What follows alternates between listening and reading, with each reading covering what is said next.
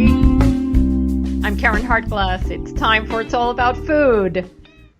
How are you today? Good. That sounded like a good. I'm good. Thanks for asking. You know, we have this conversation where I talk and I hear you somehow. I hear you.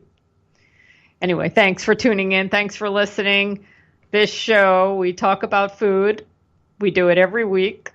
And we learn all kinds of wonderful things from the experts and authors and food people that join me on this program.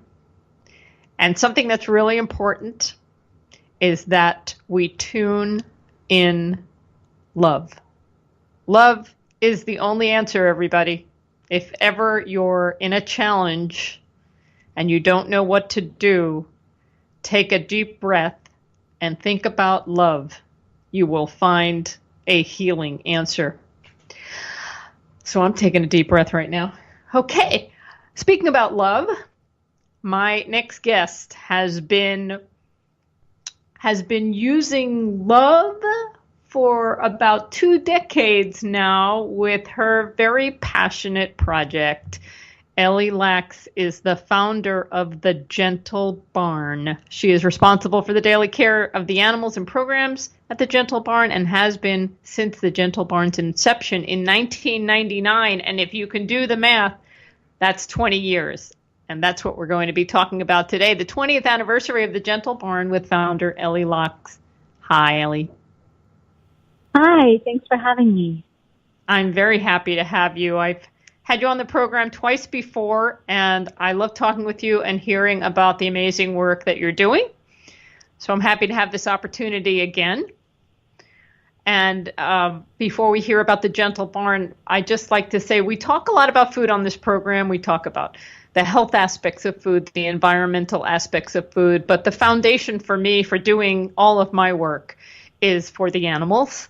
I got into this world because I didn't want to contribute to the pain and suffering and exploitation. That's my foundation, everybody. And we talk about lots of different reasons why we don't want to eat animals, but the main reason for me is because of who they are. And Ellie, you're doing great work with saving some of those precious individuals at your 3 locations now. So let's hear more about the Gentle Barn. Thank you. And by the way, I couldn't agree with you more about reasons. We have 3 locations. We're located in Los Angeles, California, Nashville, Tennessee, and St. Louis, Missouri. But we started in Los Angeles. We've been around for 20 years, like you said. And basically, we rescue animals that have nowhere else to go because they're too old, too sick, too lame, or too scared to be adoptable by anyone else.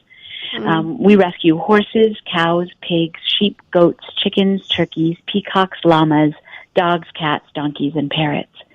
And we bring them in, we rehabilitate them with vet care, but we use acupuncture, acupressure, chiropractics, deep tissue massage therapy, ultrasound, ice therapy, water therapy, energetic healing, nutritional supplements, and lots of love.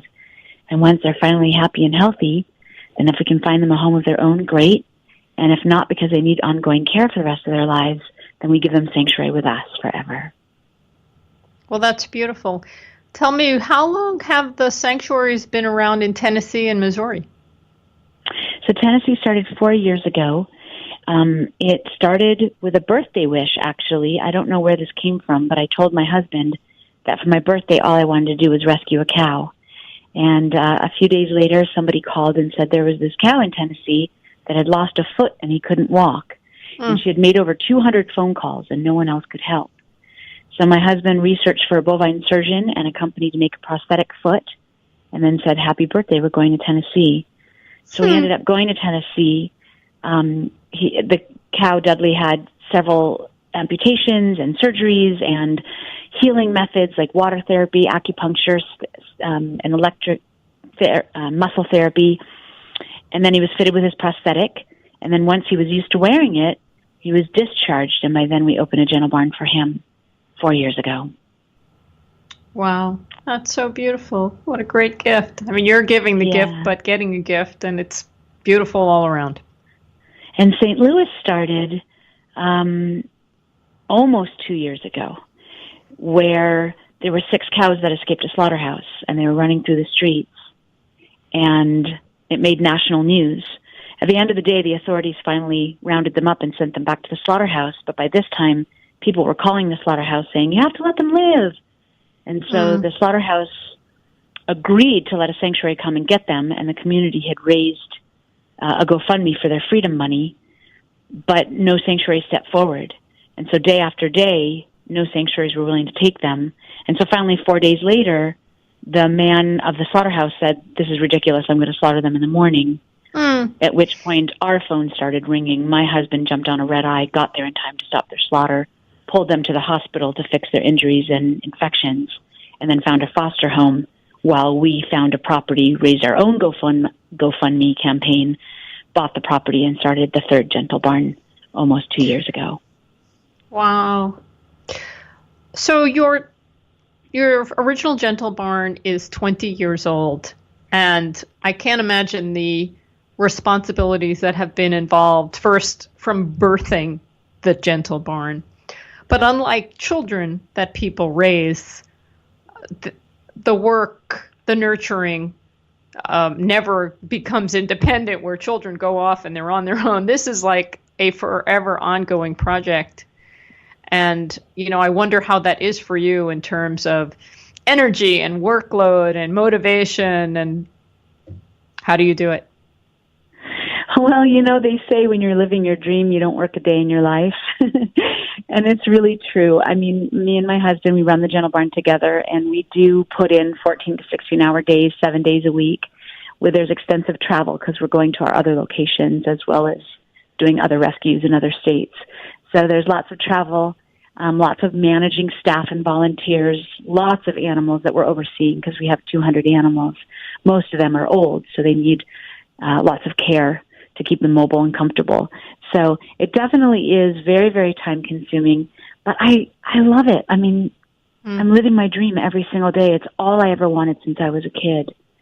So I'm just so grateful to be able to live this life.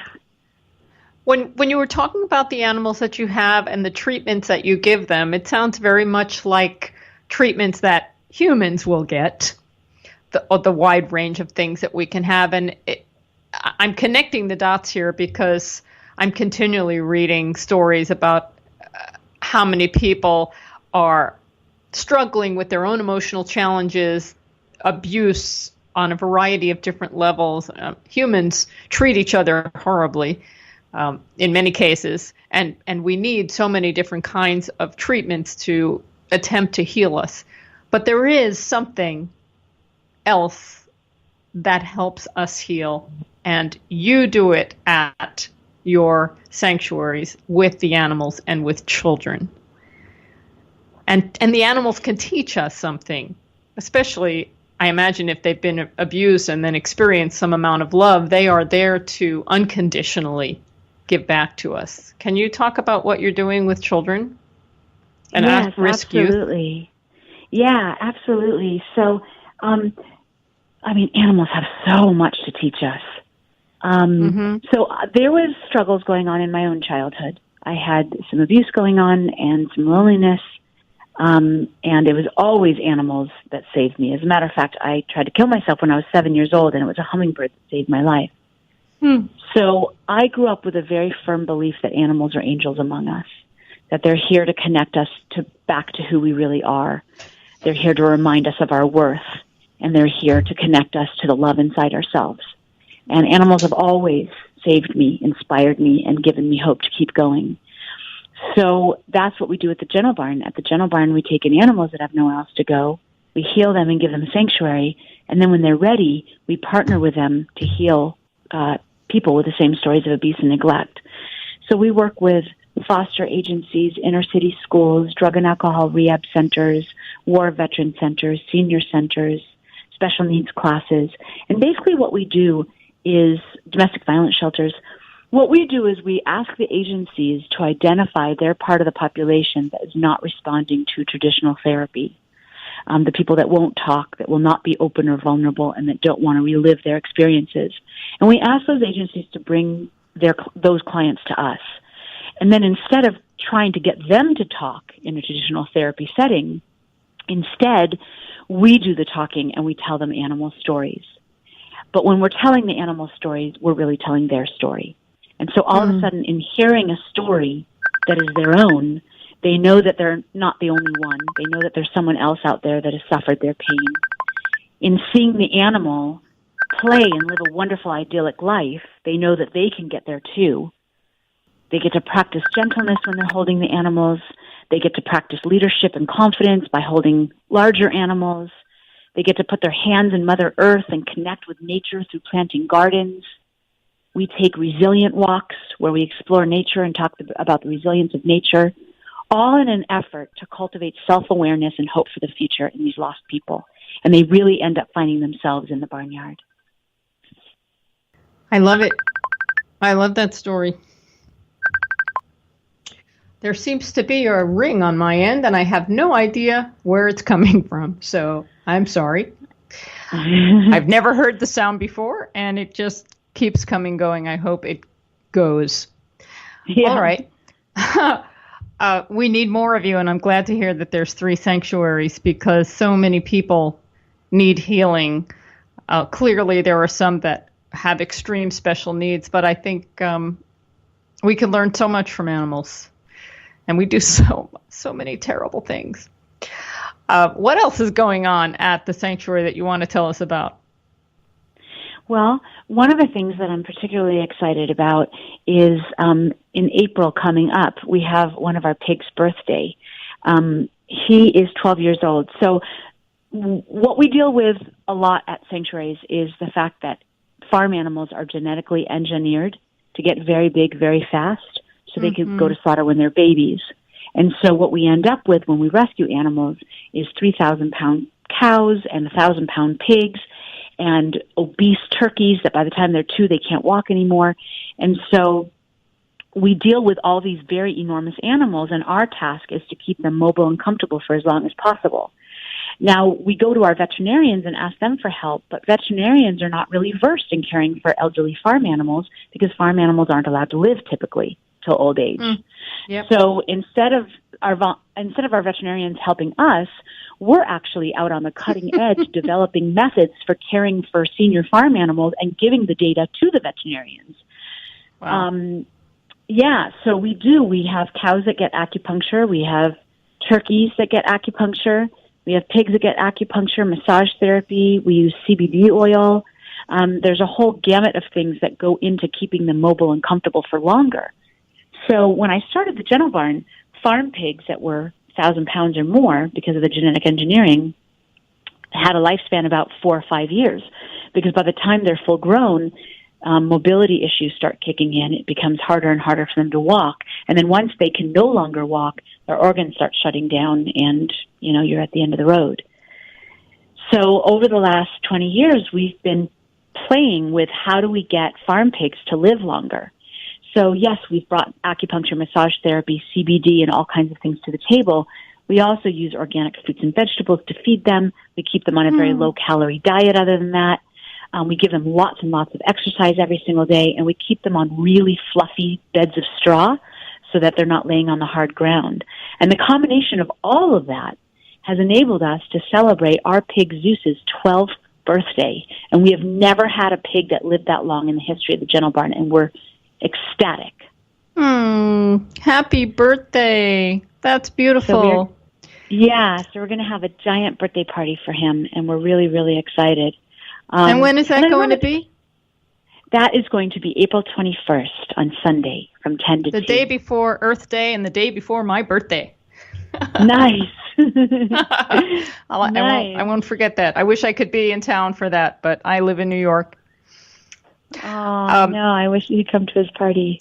Yeah, at some point I'm going to get there. I visit Northern California frequently, and every time I'm there, I think I got to take a spin down south because there's so much to do, but I haven't done that in a long time. But when I do, Gentle Barn will be on my list. Nice. Now, you, so the big sanctuary is in California, and I'm wondering, in the last few years since we've had some dramatic weather changes, lots of droughts and lots of rain, has that affected the sanctuary? Yes, it really has. Absolutely. We've had to make a bigger effort, especially in our Tennessee and Missouri location, to figure out ways of how to keep everybody warm, how to melt the ice. Just this last winter, the doors to our barn were frozen shut. Mm. And we had to figure out a way how to melt the ice to open the barn doors, how to keep everybody outside in conditions that are dry and not muddy, how to keep everybody warm with heaters and blankets and jackets. I think that we've done a really good job. Everybody has been very comfortable this winter, but it is kind of an ongoing job. Also in Tennessee, we've had extreme flooding. It literally will not stop raining over there. And so we've had flooding issues that we've had to deal with. So, just kind of adapting the barns, and helping the animals adapt to colder climates has definitely been a chore in the farm, but we've done it. You keep succeeding. Yeah. How do you do that? How do you meet each challenge and succeed? Well, my motto is just never take no for an answer. I don't believe in no. I don't believe in I can't. I just know that there's an answer, and I know that I'm going to find it. So, as everybody is inspired as I am, that's why I love talking to you. There's so much bad news out there, and we need to focus on the good and not say no. We need to say yes and do whatever it is we're dreaming about, because we can do it and it matters. Thank you. Yeah, listen, I think that when we're really inspired to do something, to love something, to yearn for something, it's because we're supposed to have it. So I just don't believe in no. I just think that there are answers out there. There's infinite possibilities, and you just have to connect to them and find them. And if you believe you're going to find the answer, then you do find the answer. I remember years ago, we had a veal calf. So that's a calf that was taken away from her mom at birth from the dairy industry, so her breast milk could be stolen for people to drink. And then she was stomped on her spine so that she couldn't walk. And she laid there for 8 weeks, and then they were going to send her for slaughter for veal. And we were given the amazing opportunity to save her. And so we brought her home to the Gentle Barn, and we had the vets look at her. We had 2 different vets look at her, and they both said the same thing. They all said, she'll never walk again. You should euthanize her. But I don't know. It didn't sound right to me. She had life in her eyes. I was not going to give up on her. And so I said, well, why can't she walk? And I kind of examined the situation. Well, she can't walk because her spine is crooked. Okay, well, what do you do when you have a crooked spine? You get a chiropractor. So I started calling around to different human chiropractors, asking them if they would work on a cow. And as crazy as that sounds, I did get somebody to say yes and said, wow. I'm a human chiropractor, but I've done work on horses and dogs, and I would be open to working on a cow. So he came out, and he kept working on her spine every single day. And every single day after his session, you could tell that the spine was a little bit straighter and a little bit straighter. And then after a few weeks, he said, her spine is straight. So she could technically walk right now. She just doesn't know she can walk because she never has. So now you need to help her start building muscles and know that she can walk. So what we did was we got volunteers with her all through the day. And every half hour, we taught those volunteers how to pick her up on her feet and get her to take a few steps before laying back down. And the first day, she just stood there for a couple seconds and laid back down. The second day, she took 1 step and laid back down. The third day, she took a few steps and laid back down. And every time they did this, every half hour, her muscles developed. She gained the confidence to know that she could walk, and she started taking more and more steps until finally, after several months, she was walking and running and playing, and she is now 8 years old, thriving in our barnyard. This is such a powerful story. Do any of the veterinarians that you went to for help know what happened? Yes, they do. And that's one of my favorite things about this work, actually, is kind of being on the cutting edge, supporting these animals outside the box, and then going back to the veterinarians and helping them understand the benefit of acupuncture and chiropractor and nutritional supplements and all the things that we use to try to get them to implement the benefits of those with his other patients. Because veterinary medicine is wonderful, but there's a whole slew of other things that aid in the healing process. And if you can accommodate all of them, you can really heal a lot more animals. I have a very similar story many years ago when I was rescuing a lot of dogs and cats, and we still are, but just before I started the Gentle Barn, I was rescuing hundreds of dogs and cats. There was a cat who was owned by some drug addicts, and they brought her to me in a toolbox, a closed toolbox. There's no air in a toolbox. So, I mean, she was lucky to be alive, but she had brain damage and she couldn't move at all. She was completely paraplegic. Then I brought her to the vet. The vet didn't really know how to fix her or what to do. He did exploratory surgery, which failed. He tried a bunch of different meds and drugs and steroids that failed. And he finally said, I think it's time to euthanize her. And there was just something, I can't explain it. There was just something about the spark in her eye and the loudness of her purr. She would hear me. She would hear me down the street and she would start purring. There was a life force about her, and I just couldn't give up on her. And the vet said that I was absolutely insane, and he said, if you're not going to euthanize her, then you need to take her out of here because we don't believe in what you're doing. And I said, that's fine. I just want to try something before completely giving up on her. And I brought her home, and I found a superfood algae. Sun chlorella algae superfood is an algae that we use to boost all the animals' immune systems. And I started putting it down her throat just to kind of boost her immune system and give her every opportunity to turn this thing around. And I kid you not, within 3 months, she was running around my house. And I took her back to the veterinarian and told him what I had done, and he did not believe me that it was the same cat. And I swore to him, I was like, of course it's the same cat, and he didn't believe me. Oh, my goodness. What another powerful story. Well, I said when we opened the show today that we're tuning in love, and these are two beautiful examples about how love heals. And not only do we need to believe in ourselves, but it's so powerful when we have a loving community around us to support us and believe in us. And these two stories are beautiful just on their own about these precious animals, but we all need to take that message in because so many people are sick on one level or another and don't believe that they can heal. And one of the reasons why they don't believe it is because the people that we put so much power in and respect for, the doctors, our medical establishment, don't believe that we can heal. But in many, many cases, we can. And we have to believe in ourselves and a loving community around us to support us, and maybe even connecting with some animals will help you along in your journey. That's the great message that I get from these two stories. I love that you said that because I believe very deeply in what you're saying. I do believe that we get labeled and diagnosed and then we're treated accordingly, and it doesn't allow a lot of room for healing. We work with a lot of children and adults with special needs, and they come in with staff and therapists that treat them through the lens of their diagnosis and through the lens of their condition. And so they're constantly being told what they cannot do. And it's astounding to us, actually. It's one of the things that's the hardest to deal with. I remember this one girl, we had a group of high schoolers with special needs. And this one girl absolutely was in love with our pigs. And she would go into the pig barn and just lay in the straw with them and sing and hum and pet them. And she just loved being with them. And one day, this young girl was running towards the pig barn to step up into it so she could lay with the pigs like she always did. And as she was about to step up into the barn, the counselors grabbed her.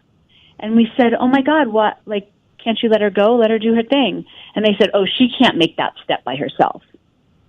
And we were saying, but she was just about to do that. She was just about to do it. Can't you let her try? And they were like, no, she can't do that. And me and my husband were kind of going, look, please, we're asking you please to let go of her and see what she can do on her own before deciding that she can't. And they let go of her. They were very frustrated with us. But they let go of her, and up the steps she went into the barn. She laid down like she always did with the pigs. And they were so focused on what she could not do that they could not back away enough to let her shine. And that's one of the things we did at the Gentle Barn is we kept reinforcing, yes, she can. Let her try. Let her do it. Let's see what she can do. And by the end of the program, she was doing so much more by herself than she ever did before, and it helped the counselors see her in a different light. So sometimes, I mean, look, there are legitimate diagnoses and legitimate conditions that we have, of course. But sometimes it could be the way other people see us, and they limit us in that view. And sometimes it could be the way that we see ourselves. And if we could just believe in ourselves and think beyond our diagnosis and beyond our conditions and vision who we really are and the strength and power and determination in each of us and let it shine, we could keep pushing the envelope and stretching that rubber band and doing more and more and more till we find ourselves more and more healed and empowered. You're doing amazing work, and you're doing amazing work with non-human animals, and there are so many billions, unfortunately, that we slaughter every year for food and for other purposes that are not necessary, and we exploit them as much as we can for our own, quote, benefit. And it's beautiful that you can save a precious few of them and share this with other people so that people can learn from this and perhaps help make positive change. But I'm thinking we need these types of facilities for humans too, not just for animals. You're bringing children in and teens in, and that's a great thing. But I know a lot of people that certainly could thrive if they were residing at your sanctuary and getting the care that you give the animals. Well, I don't know about residing, but we certainly are open to the public every Sunday. We do private tours and groups during the week, and there's room here for everyone. Yeah, the healing on the property is so beautiful. There's a healing energy here that's, yes, the animals are heroes and ambassadors, but the actual grounds is so healing and peaceful, and you feel connected to nature and connected to yourself. It's really magic. That's an interesting point that maybe we'll end on this one. Feeling the energy of a space, feeling the positive energy or the negative energy. Some places just don't feel safe.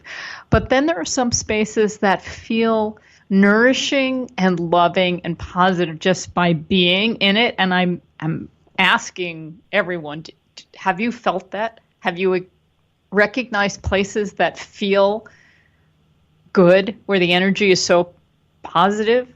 And you're saying that your sanctuary has that feeling. Yes, absolutely. When we look for land, starting another location, the acreage, the size, the amenities, the location, the price, those are all really important factors. But the most important factor is, what does the property feel like? Does it feel like a sanctuary? Does it feel like a healing place? When we were looking for the location in Nashville, Tennessee, we had a property that was bigger, less expensive, better location, bigger house. And I stood on that land with my eyes closed and said, this is not it. This is not it. It did not have good energy. It was not healing. It was dark. And then we ended up with a place that was slightly more expensive and slightly less acreage. But when I stood on that land and closed my eyes and took a deep breath, I know for 100% certain that was the place, because it felt so healing, like a vortex, so much love, so much joy, so much peace. And that when people step onto our property out of their cars, they feel that immediately before they even get to the animals. And so it's sanctuary not just for the animals, but for people. For everyone that's on that land, they'll feel a piece of that. I understand that. Some people might be listening and say, okay, these women are batty. But I know, we know we have five senses, but I think we have more than that. Maybe it's intuition or something, but a sense for energy, perhaps. I don't know what it is because I can't comprehend it, but I know that there's more to our ability to sense things. I purchased property in Costa Rica about 15 years ago. I plan to do something with it, and I have yet to do it because life got in the way. But I do visit, and what happened to me was just that. I wasn't intending to buy as big a piece as I did, but I stood on this land, and I'm tearing up just talking about it, but it spoke to me. Mm. And it was such a powerful, positive energy. And I love it there. So I know what you mean. Wow, maybe I should bring a gentle barn over there in Costa Rica. Who knows? Yeah. Let me know when you want to make it a gentle barn. I'm ready. Yes. Okay. Well, I always love talking to you, Ellie. Is there anything else you'd like our listeners to know other than they should donate to the Gentle Barn at gentlebarn.org? Yes, that would be really helpful. We can't feed them on our own. We need partners from around the world that will help us fund the hay and the vet care and our programs. So, and then, so gentlebarn.org. And of course, everyone can follow us on social media for more pictures, stories, and motivational episodes from our animals. Beautiful. Well, thank you for joining me on It's All About Food today. Thank you for having me. You're welcome. Give a big hug to all of your animals and all of your staff that help you. I will. Okay. Take care. That was Ellie Lax of the Gentle Barn. Everybody visit gentlebarn.org to learn more, and perhaps you can visit them either in Santa Clarita, California, or in Tennessee, or in Missouri. Beautiful. I have to tell you, I sincerely was just choking up there. It really surprised me. And maybe you think I'm batty. You know what? I don't care. But I do have some land in Costa Rica, and I do camp. Well, I used to camp there alone, actually, in this jungle environment. And then, my story is I got cancer in 2006, and then when I returned in 2007, I would stay with friends, and I've never camped there since. But I have visited, and I do dream of it and what I can do with it. And right now in my mind, since it's not developed, in my mind, it's a sanctuary of sorts for all of the bugs and bees and animals that get to live there, and I'm happy about that. But there was a tree.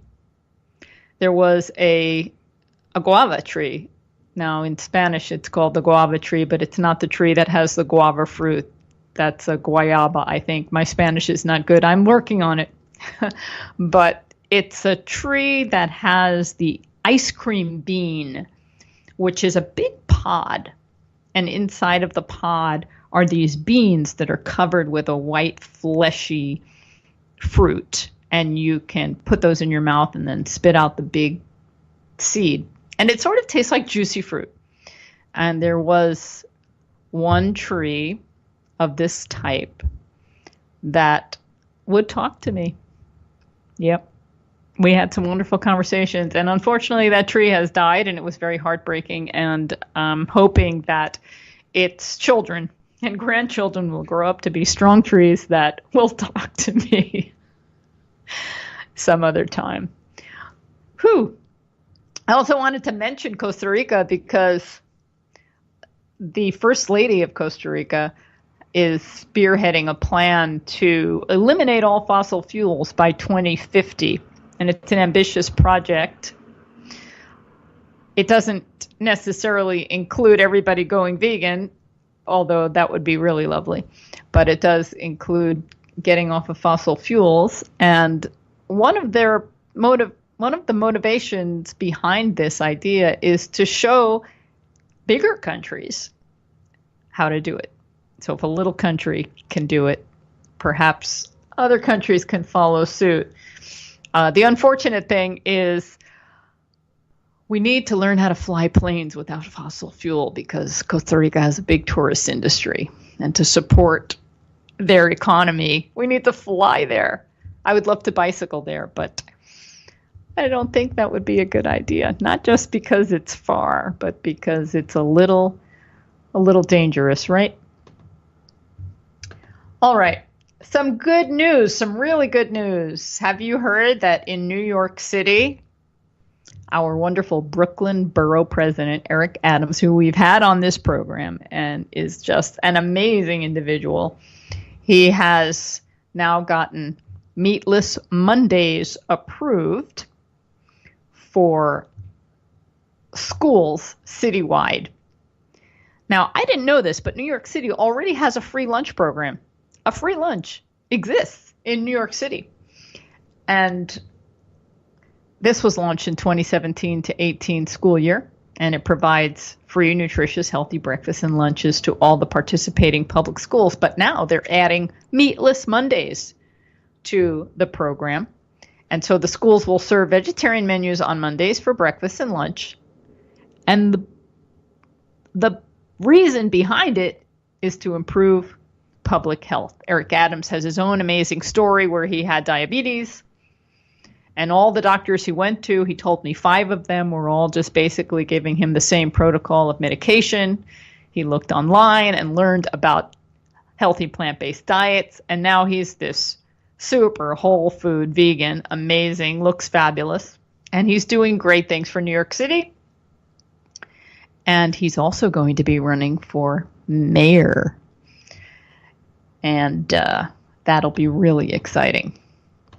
Mayor of the greatest city in the world, in my opinion. That would be great to have a vegan there doing great things for the city. Now, the sad thing is there's always pushback, right? So I remember when Michael Bloomberg was mayor of New York City before Bill de Blasio was. And Bloomberg also wanted to help the health of the community. And he had this idea to tax soda, with the idea that soda isn't healthy. And there are these giant-sized sodas that people just drink in one gulp. In fact, they're called a big gulp. And they're loaded with refined sugar and really wreak havoc on our health for children and adults. And there was so much pushback that the tax never went through. But his heart was in the right place. So it's taken some time. It's taken some years. And now we have this Meatless Monday in the schools, which is great. And then Fox News today has an article that just came out, and it reads like a humor piece in The Onion or some other sarcastic, comical spoof magazine. But it's supposed to be real news. And I'm just blown away. It opens up saying the mayor of the nation's largest city says the only way to save the planet from an environmental calamity is to force school children to eat twigs and berries. And that's from Fox News, and it gets worse. Now, the children, incidentally, are not forced. They can bring their own lunch. They can eat whatever they choose to. This is a service that's provided for free by New York City. And for a lot of children who can't even afford lunches, this brings great relief to them and their families to offer food and to offer healthy food. And I'm not eating twigs. Are you? Why did they say that about us? We're eating twigs. I will drink twig tea. I confess that. I love twig tea called kukicha. And I'm not particularly interested in eating twigs, although I will eat leaves, just not twigs. Anyway, it's a crazy article. And they call Meatless Mondays a national propaganda campaign that purports to promote healthy and environmental-friendly meal options. Goodbye, hot dogs. Hello, bean curd. And instead of delicious cheeseburgers and pepperoni pizza, the children will have to scarf down roasted chickpea tagine and something called kid-friendly kale salad. This is crazy. And it goes on, and it's worse. But this is what Fox News is all about. Unfortunately, there have been some wonderful exposés on Fox News in general in the New Yorker recently, talking about how far they have gone to snow the public. And I'm not saying that all media outlets are clean and tell the truth, but this is really unacceptable, what they're promoting here. But I'm sure their followers are eating it up. Anyway, I really believe that people are getting the message about healthy plant-based eating. I like to say you never know how good you can feel until you try it, and the proof is in the chia pudding. Okay, Karen, enough of the puns. So that's Meatless Mondays in New York City. And we'll see what the benefit is. While we're on the subject of food, this show is called Food. It's all about food. So we are on the subject of food. I want to remind you about the upcoming conference, The Real Truth About Weight Loss. It starts on March 16th. It goes until the 24th. It's created by Chef AJ. We talked to her a couple of weeks ago on this program. If you want more information about it, you can go to my website, responsibleeatingandliving.com. I've got a bunch of stuff right there on the homepage where you can click and find more about it. Now, many people want to lose a few pounds. I know, and there's lots of programs out there. I believe the only program that works is adapting a whole food plant lifestyle where you're not eating refined food, processed food, junk food, or at least very, very rarely, and reducing or eliminating animal products from your diet. And what you are eating are all of the wonderful fruits and vegetables in the plant kingdom. There are a gazillion of them, and many of them are very delicious. So find out more about the real truth and the real truth about weight loss starting on March 16th. And you can go to responsibleeatingandliving.com to find out more about it. I find many diet programs or detox programs that are out today, many of them are better than the standard American diet.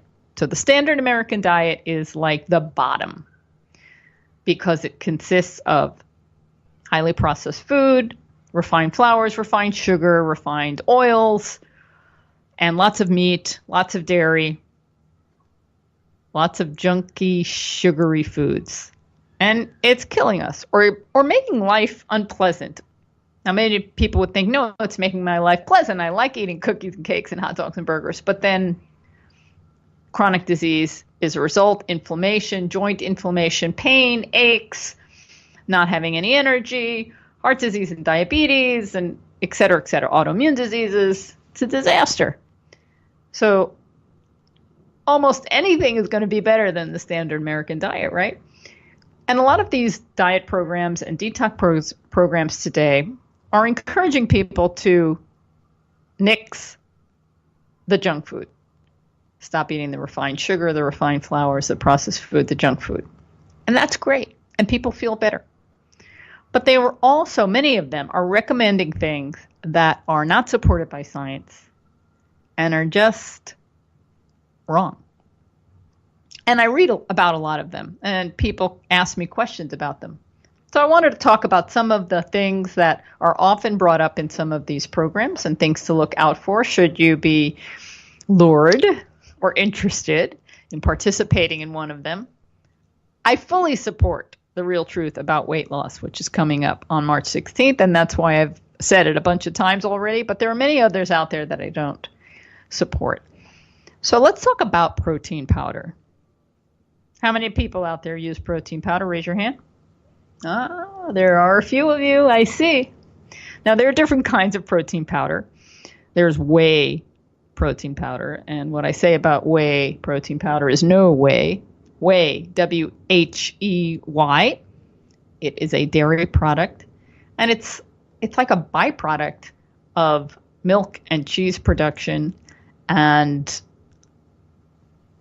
the manufacturers just had so much whey protein they didn't know what to do with it, and somebody got clever and said, let's make protein powder out of it, and then started marketing it to sports aficionados like they needed it. And protein powder has become a very popular item. A lot of people buy into it, and a lot of people think they need it. And for those that bought into it and didn't want to have animal products in their protein powder, there are lots of plant alternatives that have come out. Some of them are soy protein based, and more there are some that are based on rice protein or pea protein. And the bottom line is this: most of us don't need protein powder.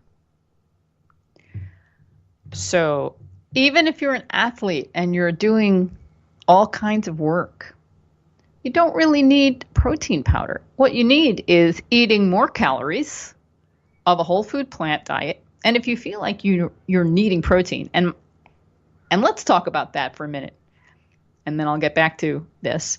But how do you know you need more protein? This always blows my mind when people say, oh yeah, I need to eat more protein. How do you know this? Do you have a protein meter somewhere that says what you need today is more protein?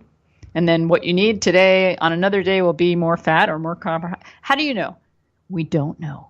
Now, there are some tests that can be done to show if you're deficient in protein, but basically, if you're not getting enough calories, that's about the way that you could be deficient in protein. So how do you know? You don't know. So if you're feeling a little off, what is it you need? You probably need more water or more sleep or maybe a better gut microbiome, a better balance in your digestive system. None of this is related to protein, or maybe it is because maybe you're getting too much protein. And then if you're somebody who wants big muscles, and I don't know why anybody would want big muscles, but that's your prerogative. I think it's important to be strong, lean, and fit. But to build muscle, I go to those that know best on how to build muscle. Gorillas, elephants, hippopotamus, these vegetarian animals that are eating lots of greens. So the idea is that we eat more calories of healthy food to support muscle growth. So back to protein powder. Protein powder can come in handy. I will admit, in my life, I have mixed protein powder in with my smoothies. And in hindsight, I realized I didn't need it. But when I was going through chemotherapy, it was advised that I might have trouble digesting and eating. And so I could make a smoothie and add the protein powder. And I used Vega protein powder at the time. And it all worked out very nicely. But I wasn't losing weight on chemotherapy. I was lucky. I was being treated at the best place in the world for chemotherapy, the Block Center. And if you want to hear more about that or know more about that, you can email me at info@realmeals.org. I'm happy to share my information there. But with all the nutraceuticals I was taking and the vitamin treatment and my healthy diet, I didn't lose weight on chemo. I wasn't nauseous. So protein powder really isn't necessary. And if you think you need it, okay, fine. But the best ones would be plant-based and based on hemp seeds or pea protein or something like that. Now, the problem is I've just mentioned pea protein, and everybody's getting on the pea protein bandwagon, and everybody's getting into pea processing. Not only is that fun to say, pea processing, but it sounds kind of silly, doesn't it? Pea processing. Pea protein, isolated pea protein, is the new trending product that the big food manufacturers like Arthur Daniels Midland and Cargill have their eyes on. They're both investing lots of money and getting into pea processing. The interesting thing is that we don't know much about isolated pea protein. I haven't seen any research on it. There's tons of research on soy and isolated soy protein. But I think it's going to be interesting to find out things in the future about isolated pea protein. I'm not saying it's bad. I'm not saying it's good. I'm just saying we don't know. But what we do know is that anything that's processed is not ideal for human consumption. And isolated pea protein is highly processed. You get that? So if you're thinking, for some reason, if your protein meter is saying, I need more protein, and again, I don't know how you would know that, but if you felt like you needed it, eat more beans, eat nuts and seeds, eat lots of green leafy vegetables, chew your food, and you will get plenty of protein. Still, the money is in the manufactured food. The money is in the processed food, or you can have value added so that you can charge more for it. And that's what the big companies are looking at. What products can they now make to satisfy this growing, burgeoning vegan market? People that want to reduce or eliminate animal foods in their diet.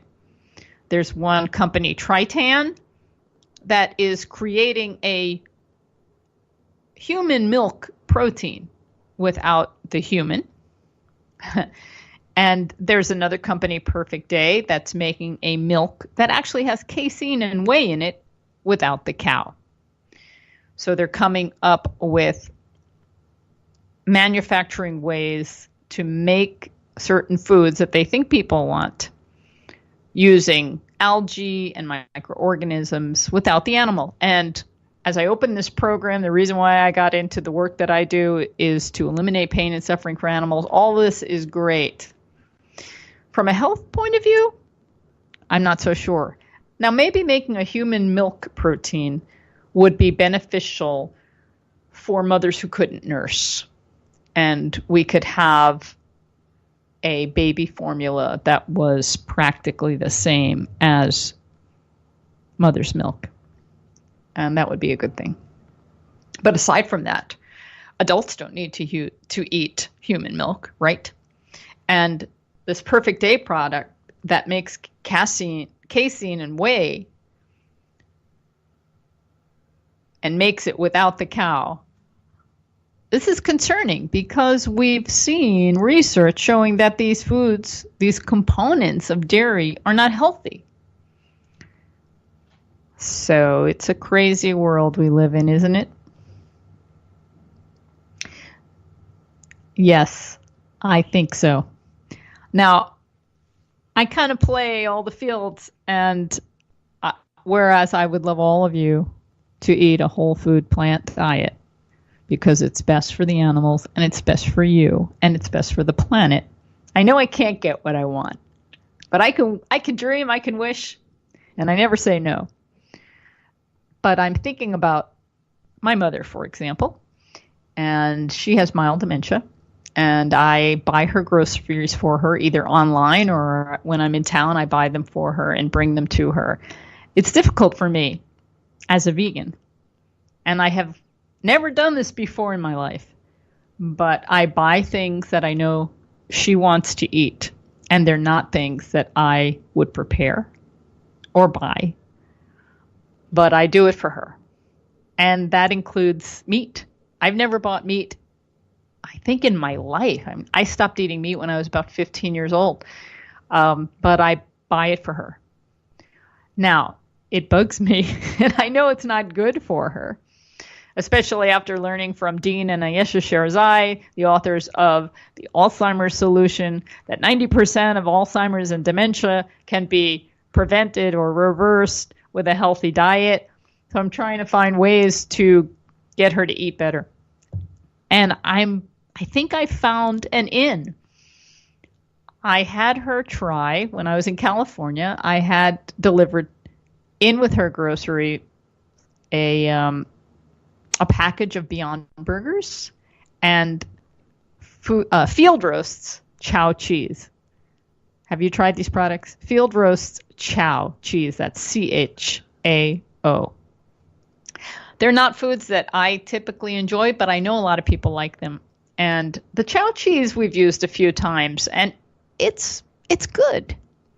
It's a sliced cheese, and it melts, and it does a good job for cheese. I'm not really into most commercial cheeses, although a lot of them are getting better now, the ones that are nut-based or coconut-based.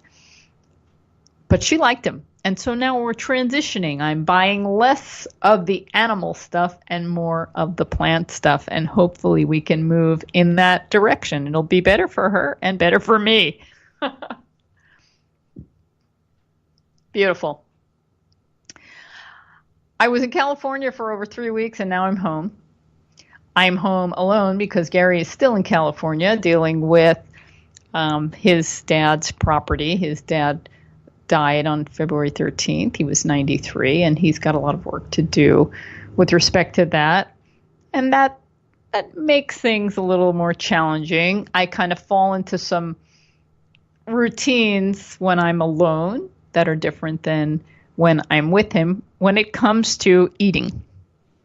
But I'm trying to stay on the path and do what's right.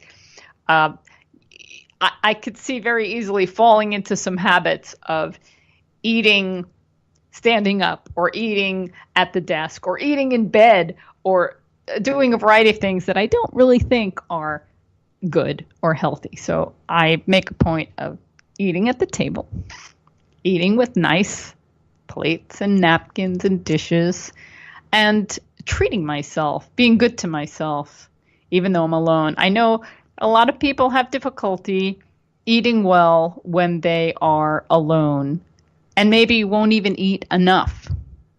And I'm mindful of that because I want to take care of me. I love me. I hope you love you. I love you. Tune in love right now, everybody. So I was thinking about a flatbread, and I don't eat a lot of bread. Certainly it needs to be gluten-free. And I was coming home the other day very hungry. And while I was on the subway, I was creating this recipe in my head. And I came home and made it. And if you're curious about it, it's right there on the homepage of responsibleeatingandliving.com. It's called the Everything Flatbread. It kind of reminded me of the Everything Bagel and the Everything little crackers that you can get in New York. But please go there. I think we're out of time. I'm hearing our music. So I could talk all day about food, but I'm going to have to wait till next week. Thanks for joining me. I'm Karen Hartglass. You've been listening to It's All About Food. Have a delicious week.